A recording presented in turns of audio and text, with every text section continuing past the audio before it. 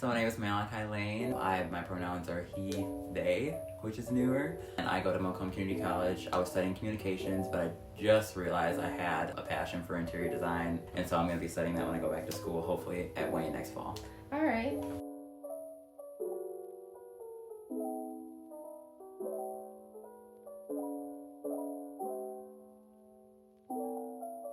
Oh man, growing up in Macomb, in hindsight, was actually pretty awful. Because you know, like when you're in the thick of it, you know, you're just trying to like fit in, and it was hard being like the token black kid. The reason I say in hindsight is because it was a fine line between whether I was like fitting in and like making people laugh and like actually integrating, or whether I was just acting as like entertainment for the mostly white population around me.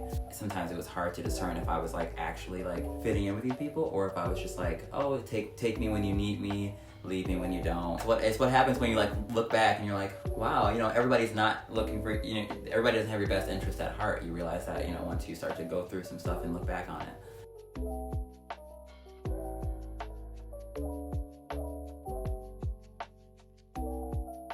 When I was growing up, I really liked Voctorious. Yeah, that was like my favorite show when I was growing up. But even if you think about it, like, sure, you can call like, you know, the black character in the group Andre like representation, but the humor, like I was saying, it's always loud and like kind of crazy. What's up, Grandma? Andre! There's an emergency, Andre! The personality traits that would make you a spectacle in the room, and not in a way that's like an admiration. It's more like, oh, it's easy to poke fun at this person. Take it off the speakerphone. It's not on speakerphone. And it can be easily misconstrued as like, oh, we actually are rooting for this person, but really sometimes the humor is like kind of personal and like kind of demeaning, you know? When I watched that representation, the reason I can say in hindsight it's more clear in my mind what they were doing is because that was almost how I modeled my personality, because I was like, oh, okay, like he's clearly integrated into society, being surrounded by a mostly white population, and he does it by being like loud and attracting attention and using that type of humor style. So like obviously that's what works, that's what reads, and that's what comes across, so I'm gonna do that too.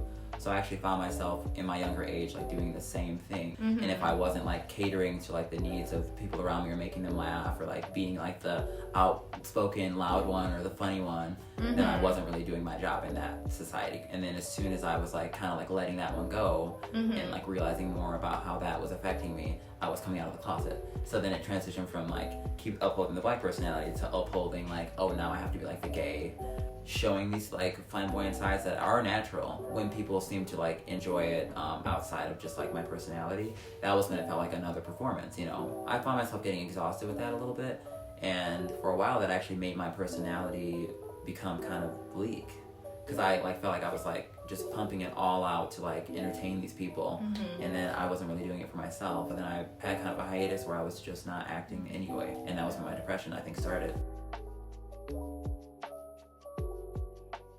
I really feel like there is a lot of work to do. I really realized how much media I stopped consuming because I felt like I really wasn't being represented. Obviously, like one of the biggest examples I had earlier was like a show from Nickelodeon when I was younger, because that was when I was really consuming. And I think when I started to catch on and felt like I wasn't being represented, I kind of stopped consuming as much public media and started having to like create my own and like, you know, just kind of like put the pieces together for myself, and like finding Tumblr blogs that like represented me and like were run by people who probably were just like me and felt the same way. But yeah, I've always had an issue with finding media that like really called to me.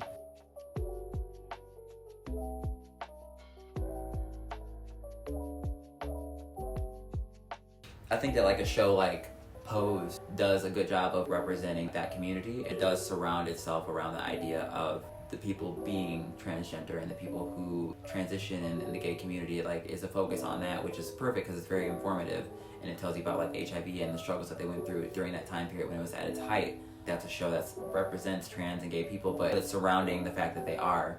And I think that if there were more shows that had and featured transgender characters and like LGBTQ members as just characters, and the plot isn't surrounding the fact that they are a part of that community, I think would make people feel a little bit more, it would humanize us. Pose is about sexuality and about all the struggles that the LGBTQ community goes through, but the same creator takes characters from that show and integrates them into normal. I feel like when you create a spectacle for the people in this community, it almost is like, it makes it feel like you're supposed to raise an eyebrow when you see like a gay person. It's almost like you're supposed to be like, what's that? Like, when really it's just like, oh, another human being, and whether you're willing to explore their personality and who they are is up to you, but it's not based on, you know, their sexuality or where they come from. We're just integrating, and we're just like living and existing, and it's not like, oh, okay, if that person's gay, their whole narrative is about them being gay. Because think about, I like, you know, fashion and design, and I like to go out to eat, and I have friends, and I have interests, you know what I'm saying? It's not about just the fact that I'm gay. And I think that the media is getting a little better at that, but, you know.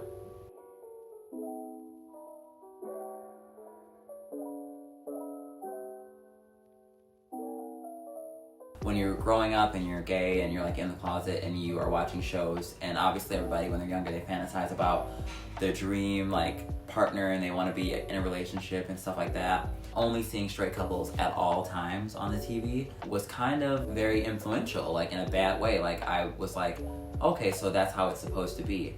Basically seeing like straight couples as in like a male and female, and seeing the dynamics that they have on television, that being all you have to base on your like fantasy or vision of like what your love life would be like as a gay man is really kind of traumatizing and like kind of difficult, because it's not the same. Like male and female relationships are kind of very different than like male and male, or even, you know, female and female. And so I would have like these straight ideals, and that made me confused about how it was actually supposed to be when like I grew up and I was old enough to actually go out and try dating. Because I was like, oh, okay, like all I've ever watched is like straight couples, and so like I'm looking for this. And like, you know, when I started to feel like, oh, I'm a little bit more feminine, I was like, so if I'm feminine, then like I'm playing the role of the female. And I was like looking for like a male counterpart, you know, and I use those terms like the social construct that they are, you know, male and female like gender roles. It's kind of just like I said, a social construct. And so I started to fall into that. I'm like, oh, okay, so I've always watched like straight couples do this, and like since I identify as more feminine, I need to like find a male partner who's like very masculine. And in the gay community, that's just scarce, and it doesn't always exist. And so searching for that, it made it difficult to find a partner that I felt like was compatible with me.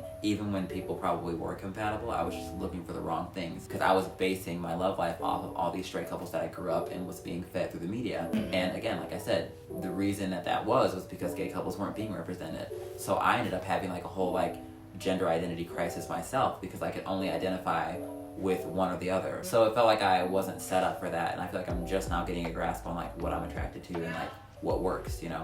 I mean, you know, I know I was talking specifically about like how the lack of representation affects me, but like even straight people, like they also have only seen the same media. So like even people who are open to the idea of like integrating gay couples into society just fine, they still are only used to seeing male and female. So like, okay, I accept this gay couple, but I still need to put a role on them. Like one is still going to be in my head the female and the male, when really that doesn't even have to happen. Yeah. Not attaching gender roles and stuff is another way to just make them another couple, you know, and to be respected by the people around them. So that's cool.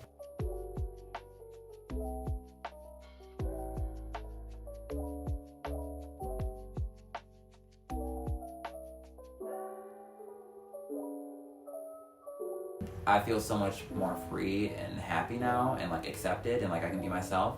And that's a combination of the personal growth that I've done, and that's also a combination of like people around me growing as well and evolving.